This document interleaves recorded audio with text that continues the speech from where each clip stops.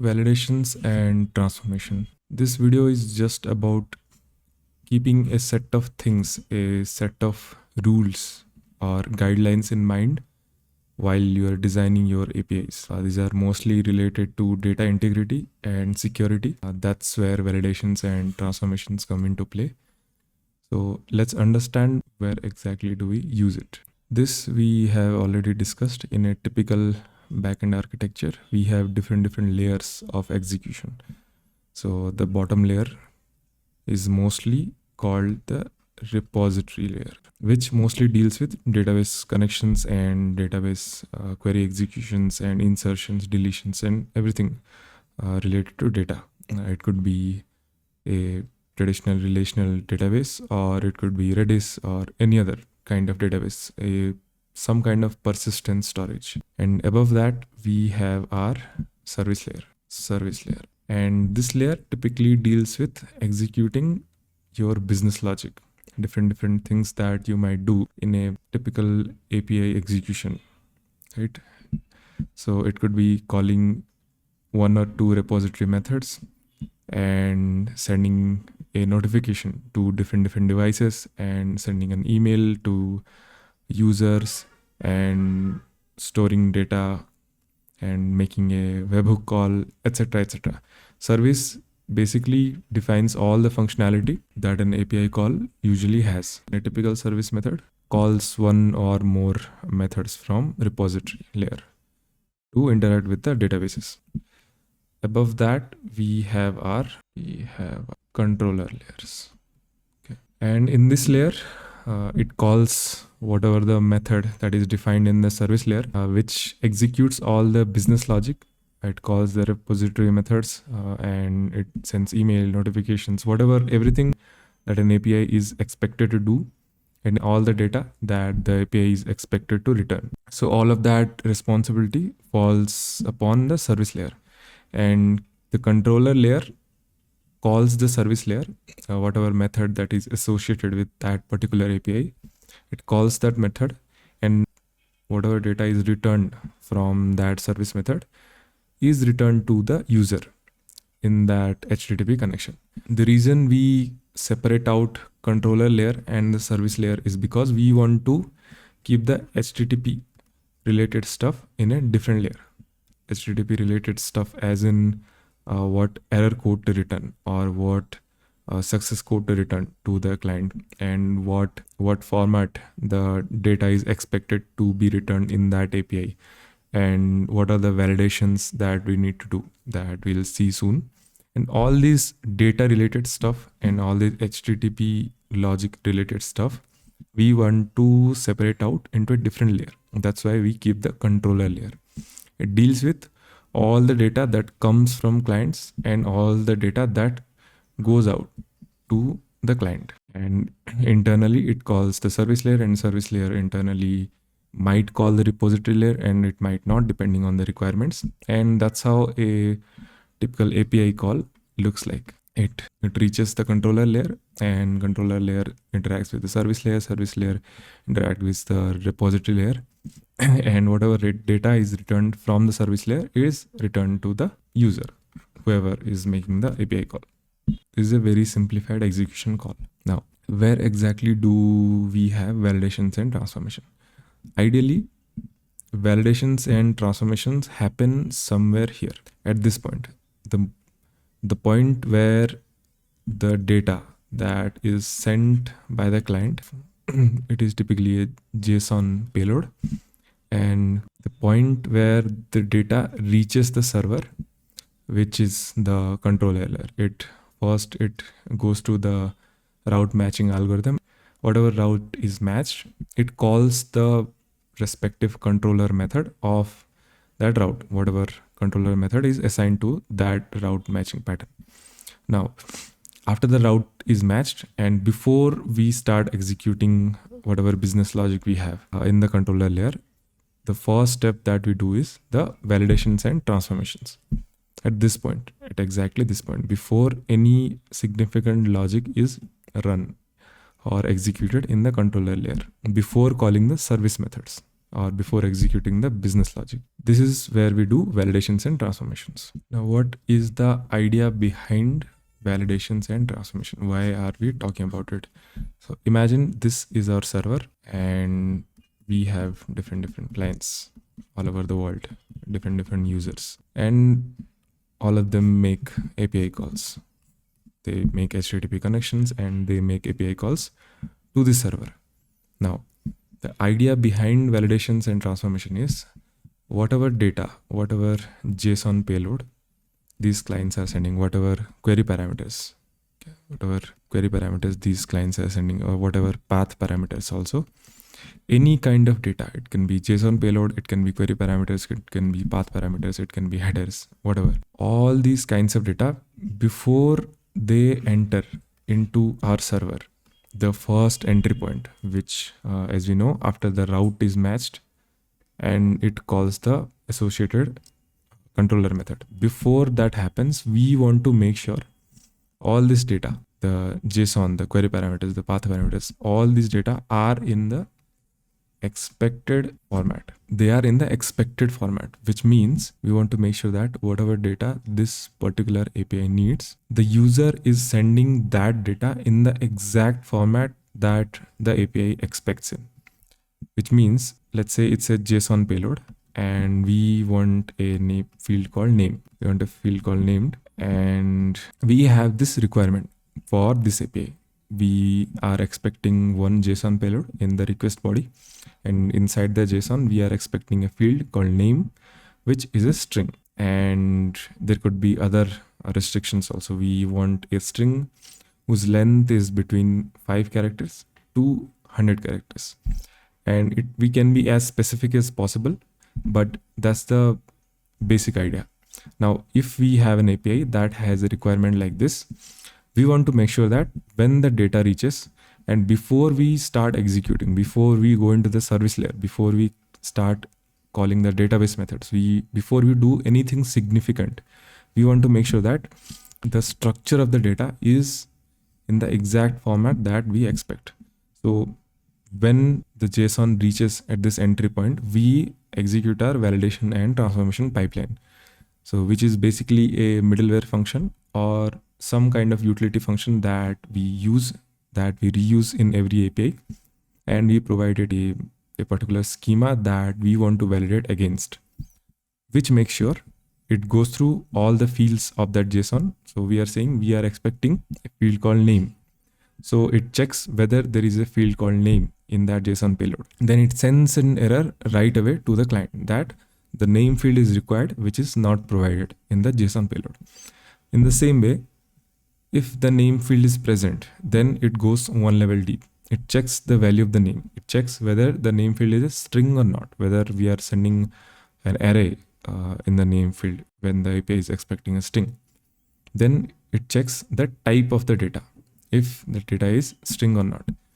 If it is string, then it continues. If it is not a string, then it sends an error message to the client that they're expecting a string, but you are sending an array or you are sending a boolean, whatever the data the client is sending. Then if that value of that name field is string, then it goes inside, it checks the length of the field, the length of the value. So our requirement, the restriction that we have put on this field is the length should be 5 characters to 100 characters. And if the condition does not satisfy, if the client is sending a huge field, if it is sending a whole paragraph, then we immediately send an error that the length is too long. Similarly, if the client is sending a 2-character string, then we also send an error that the expected length is not matched, whatever the customized error message is.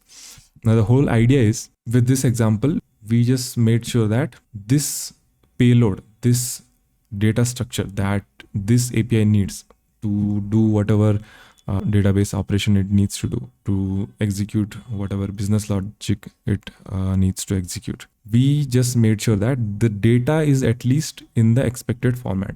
And the reason we do it at the entry point is because we don't have any unexpected state, or our system does not break under unexpected circumstances. And by unexpected, I mean, let's imagine we did not have this validation pipeline and the client sent this payload.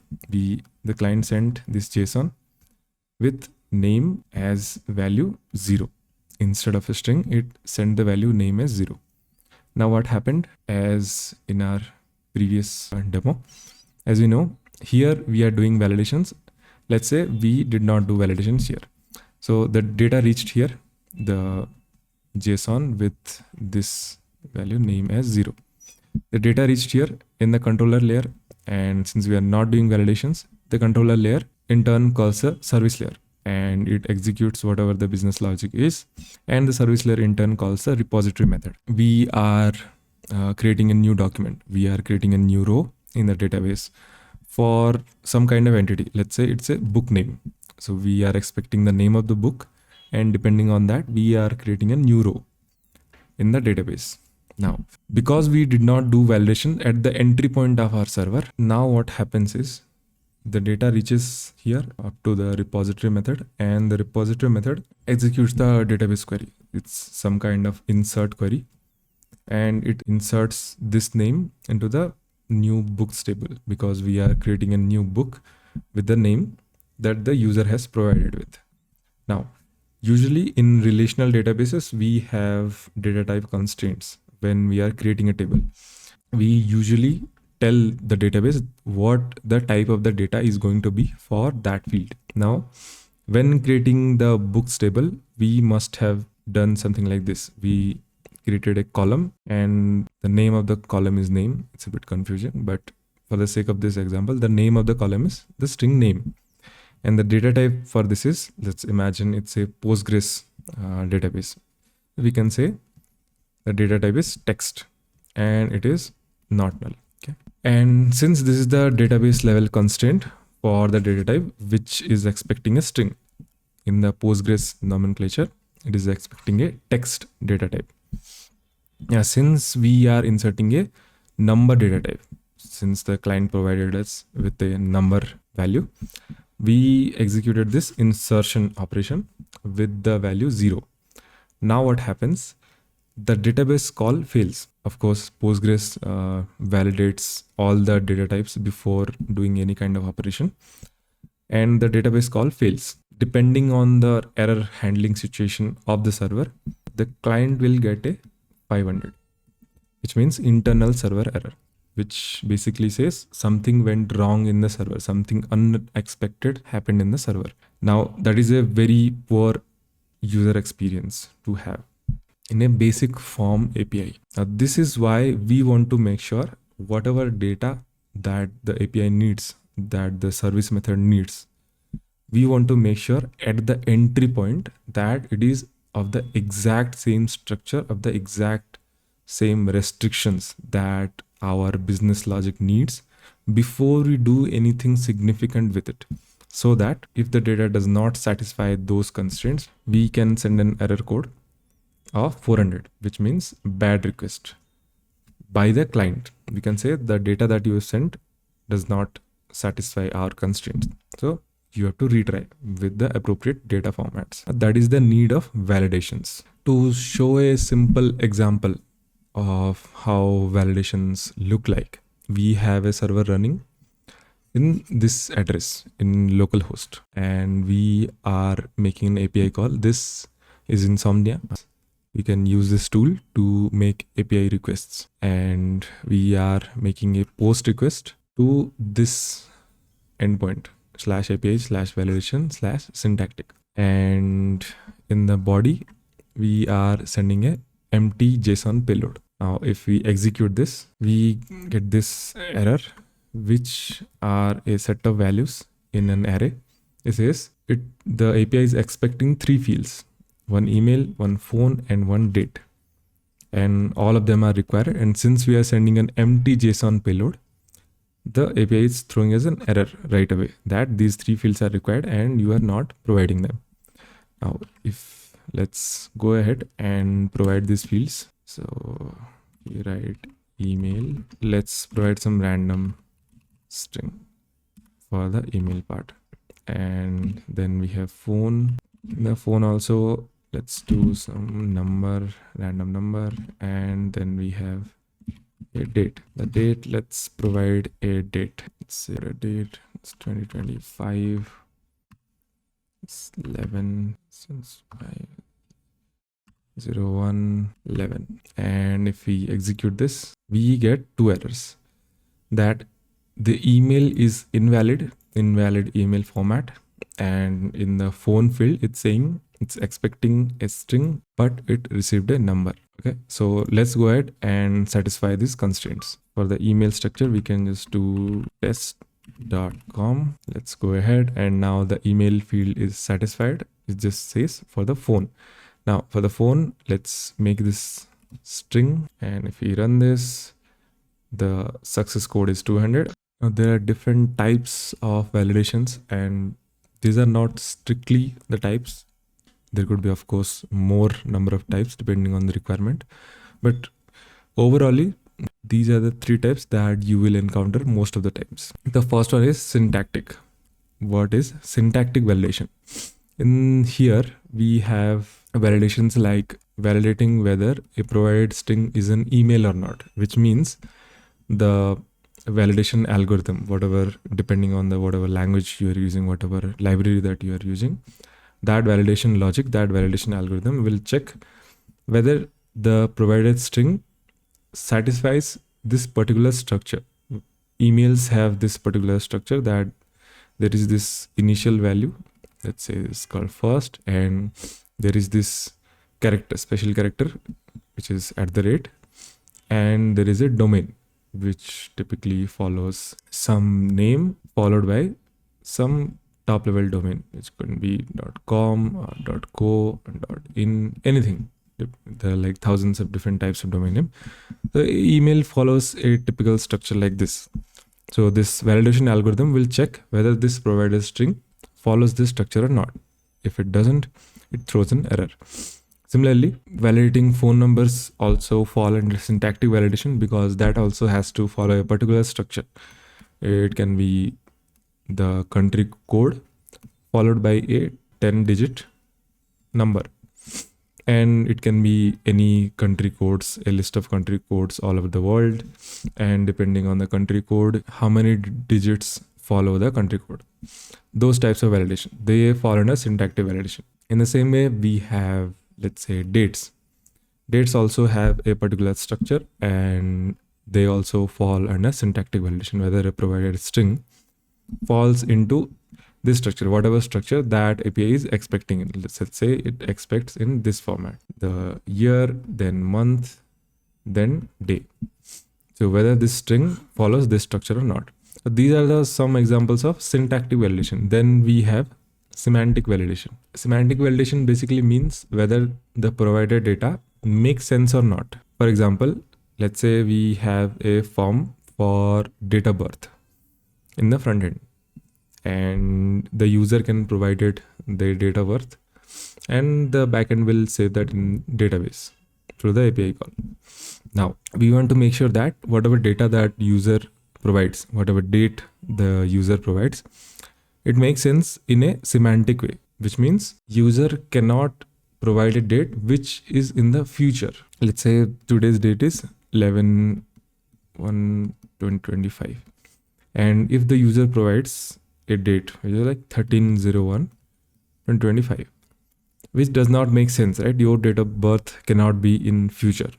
So validating these kinds of patterns in data falls under semantic validation. We want to make sure that the data, whatever the data is provided by the user, makes sense in a semantic way. In the same way, if we have a field called age, which takes the age of the user, and if the user provides an age, let's say called 365, so our validation pipeline should reject this, because an age 365 does not make sense, at least not yet.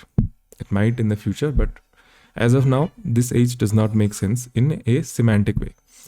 So these kinds of validations fall under semantic validation. Now, the third type is type validation. Type validation is our basic validation of validating whether the data type match or not. So whether the particular field is a string or not, whether it is a number, or it is a boolean, or it is an array, or a custom JSON payload. And that JSON can have other primary data types like string, number, boolean, array, etc., etc. So these kinds of validations are called type validation. So overall, these are the different kinds of validation that you will encounter while you are designing APIs. And as I said, these are not things that you need to understand or you need to remember. These are the things that you just have to keep in your mind while you're designing your APIs. Like how strict you want to be with your data, and how strict you want to be with your validation pipeline, and how specific you want to be. And since the title of the video also contains the term transformation, let's talk about transformation. Now, as I said, before reaching our controller layer, whatever data that is coming from the user needs to go through this pipeline, which is called the validation and transformation pipeline. Now, validation we have already understood, which basically means confirming whatever data that the API is expecting, the user data satisfies that structure. And validations can be as specific as possible and as loose as possible depending on the requirement. Now that is validation.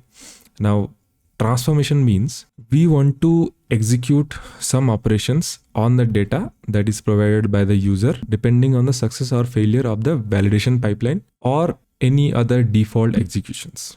Now that is a little complicated to get our heads around. So let's see an example. So in a typical paginated API, we send different query parameters in the API, in the query string. So we have this API, the endpoint is, let's say /bookmarks. It is /bookmarks. And we want to send query parameters, these ones, page as 2 and limit as, let's say 20. These are called query parameters.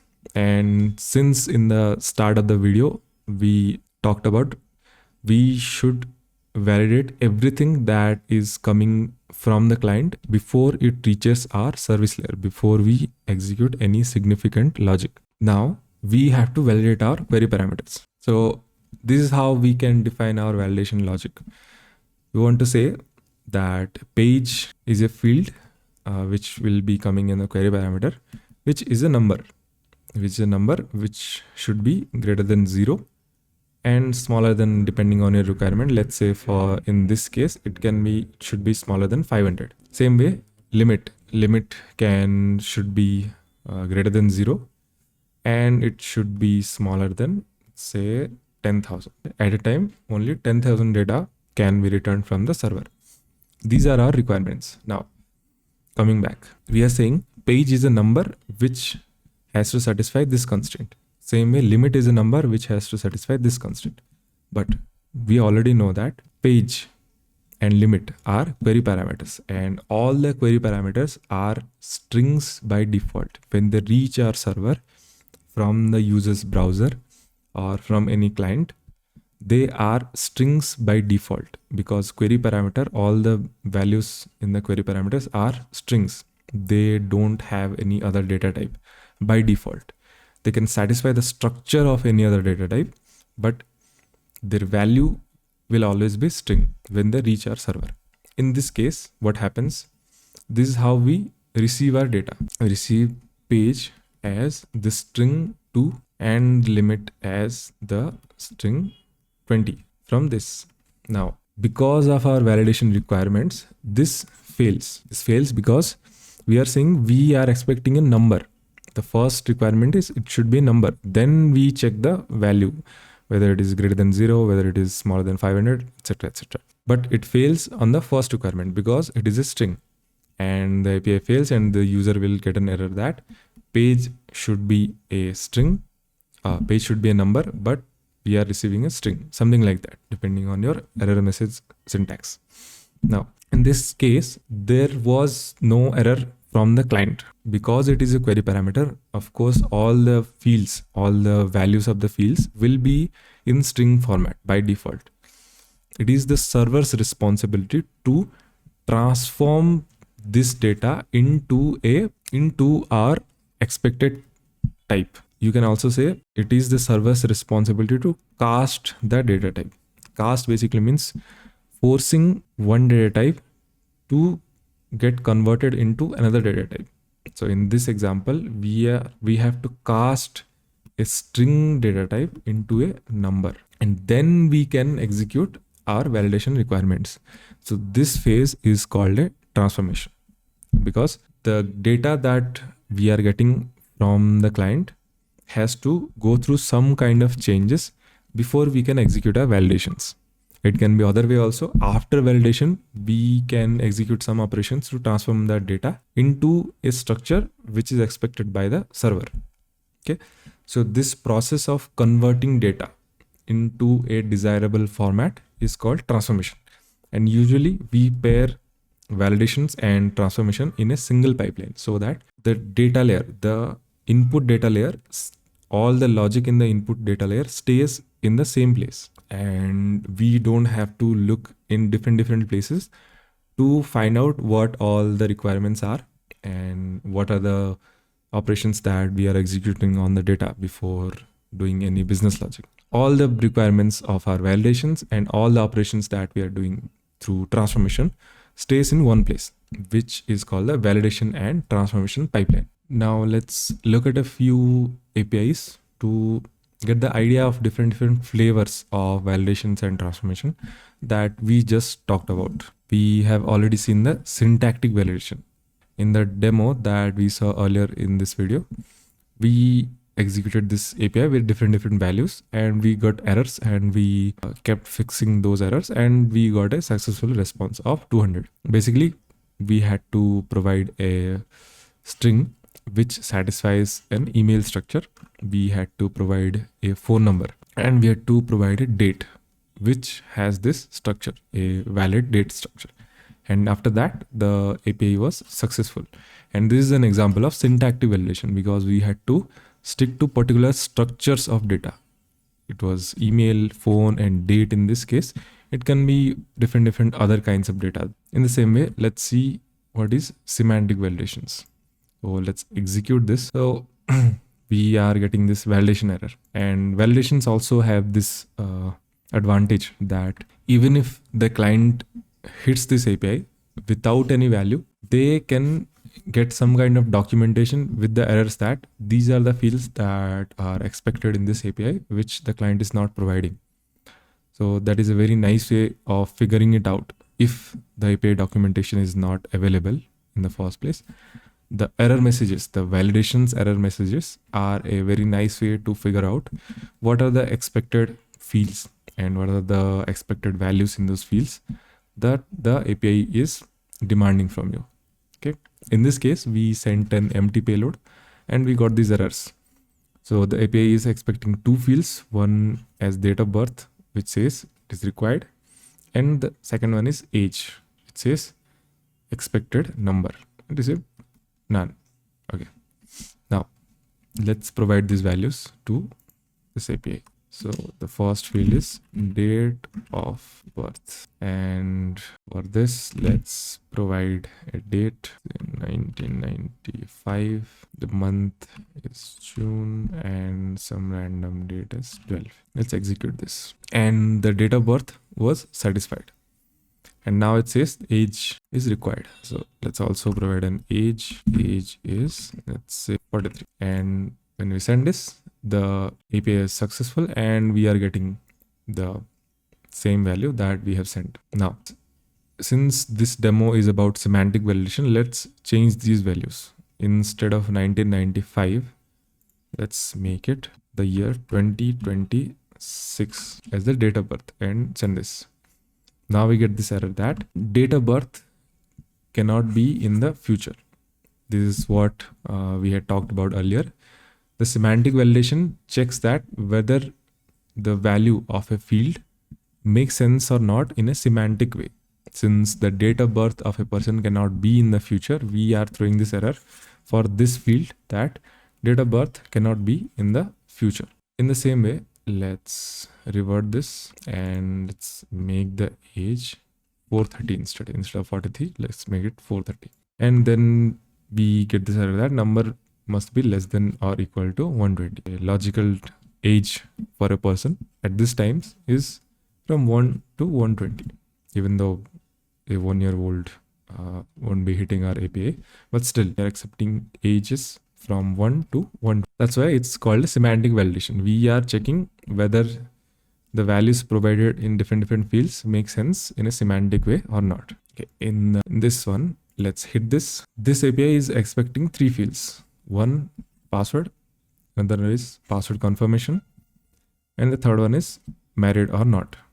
Okay, now let's provide these values. So password, say string called random, and password information with another string, and for married say false. And this, let's hit this. Now this is another kind of validation check that we usually do. So in most of the platforms, we have a password field and a confirm password field just for security reasons and to check the integrity of the data, whether the user has provided valid data or not. So the requirement is always that the password confirmation value should always match the password value, right? And since we are sending different strings in these 2 fields, that's why the API is returning the error that passwords don't match for this field, password confirmation. For the password field, it is returning an error that string must contain at least 8 characters. That is the requirement of the password. Now let's fix this to satisfy the constraints. We have 6 characters. Let's add one more, and let's copy this and paste this here so that these 2 fields match. And when we run this, now it is true. The API is successful. Now what happens if we do married as true? When we run this, we get another error that the API is expecting another field called partner if the field married is true. It says partner name is required when married is true. So if we provide the value as true, we also have to provide a name in the field partner because the user is saying it is married. Let's provide another field which is called partner, and let's run this, and we get a successful response with all the fields that we have provided. And in this particular example, it is called complex because depending on the requirements of the service layer, we can define our validation constraints. In the first one, we are saying that 2 fields should have the same value. That's what this constraint was about. In the second one, we are saying the partner field is optional when married is false. But if the married field is true, the user also have to provide another field called partner with the name of the partner. So we can also do these complex pipelines inside our validation pipeline when dealing with users data. Okay, now moving on to our transformation example. Let's run this, and it says email, phone, date. It requires 3 fields. So let's provide 3 fields. Let's just copy this one from our earlier demo and provide it here.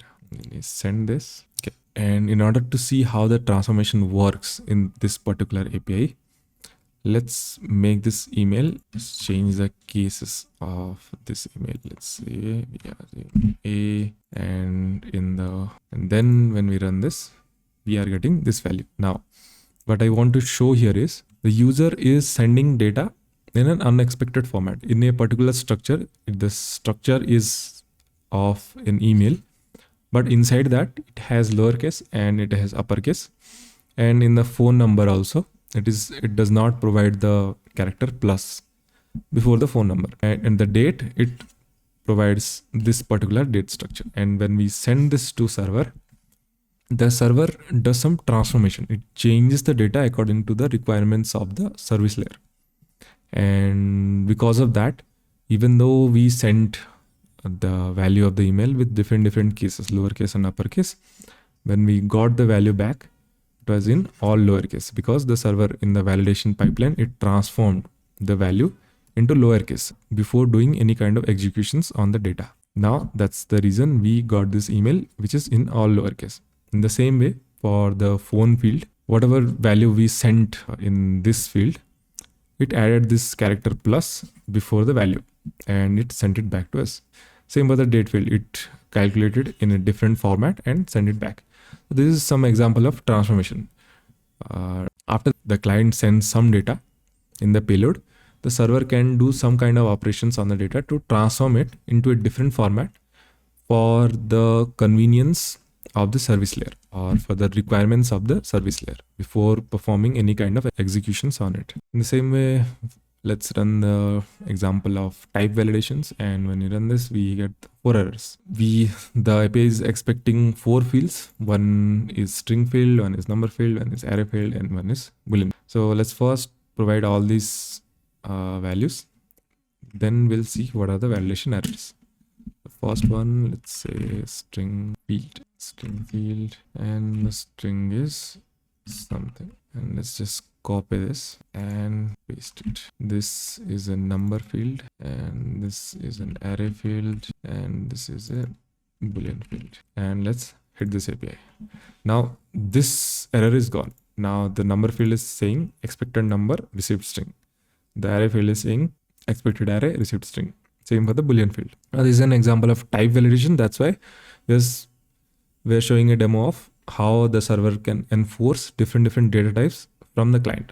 So in order to fix these errors, we make this some valid number, let's say 10. And when you hit this, that is gone. We have an array and boolean errors. This, we can send an error. We can send an array with value 1 and 2. And for the boolean field, we can send false. And now when we run this, we are getting more errors, which says inside the array field, the element 0, it is expected to be a string, but we are sending numbers. Now to fix this, let's make this strings. String. Now when we run this, we are getting all the values that we had provided. The string field has string value, the number field has number value, the array field has array value. But for each element of the array, we can also enforce different validation constraints, which in this case was each element should be of type string. And in the last one, it is a boolean type. Okay, either true or false. And the last thing that I want to bring into attention is this concept. Sometimes there are confusions and people sometimes do this mistake of replacing front-end validation with back-end validation. Okay, this mistake happens because usually in a typical platform, we have forms, and inside forms, we do some kind of validation. For example, let's say we have this form. We have this form and there is a field called name, and it's an input box. And the user has to type some name. And if it's valid, if the name satisfies whatever requirements that we have, either the minimum or maximum number of characters or the data type matching, whatever else it is. If it is successful, then when the user clicks on the submit button, we call the API. If the validation is not successful, we show some errors in the form itself that this data type does not satisfy our constraints. And when it does satisfy the constraints, we call the API and the backend does whatever stuff that it needs to do, right? Now, the thing to keep in mind is for all interactions, for all APIs, we need both the front-end validation and the server-side validation, our back-end validation, because front-end validation, the reason we use front-end validation is for UX, which means user experience. Front-end validation is not for security or data integrity. It is for user experience. We want to give some immediate feedback to the user that something is wrong with the data and the data that we are expecting does not match the data that you have provided. It is not about security. Backend validation, which we do, that is for security and data integrity.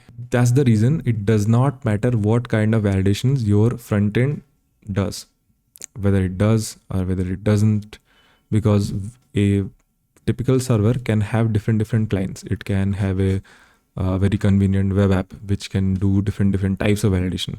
But as we saw, it can also have a API client based interface for example, something like Postman or something like Insomnia, right? There is no concept of validation, right? Because we are directly interacting with our APIs. There is no front-end interface that acts as a proxy to our API, which acts as a user interface. And in that case, there is no front-end validation at all.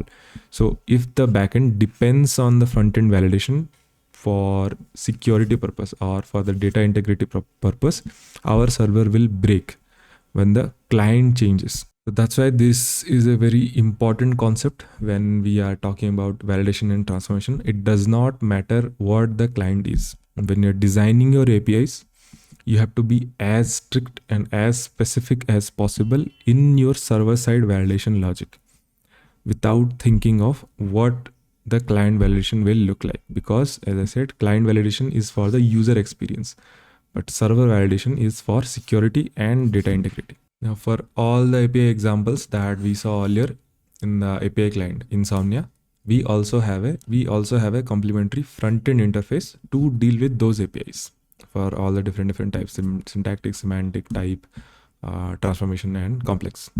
Now let's see how front-end and back-end validations work together. Now inside this, let's provide some email. Let's say some email. Let's provide wrong values first, then we can see whether it works or not. In the phone number also, let's provide some 1, 2, 3, 4, 5, and date. We already have a date selector, so we can choose any date. Now let's do submit. In this case, we did not make any API calls yet because the front end detected that there is something wrong with this field, and it is a front end side validation. It is the client side validation. Now to satisfy this, we have to make this a proper email. We can provide this at gmail.com. And then when we do submit, we do a proper API call. And when you see the payload, it is sending this. And in the preview, it is getting this. And it is getting a 200 response. So it is a success response. This is how client-side validation and server-side validation work together. The client-side validation provides a proper user experience, provides immediate feedback to the client, to the user, and the server-side validation performs different security checks, and it is a mandatory validation which has the purpose of security and data integrity. But the front-end validation has the purpose of user experience and providing immediate feedbacks. Now that's pretty much all there is to talk about validations and transformation. It's not a very complex topic or a very large topic, just a set of rules and guidelines to follow when you are designing your APIs.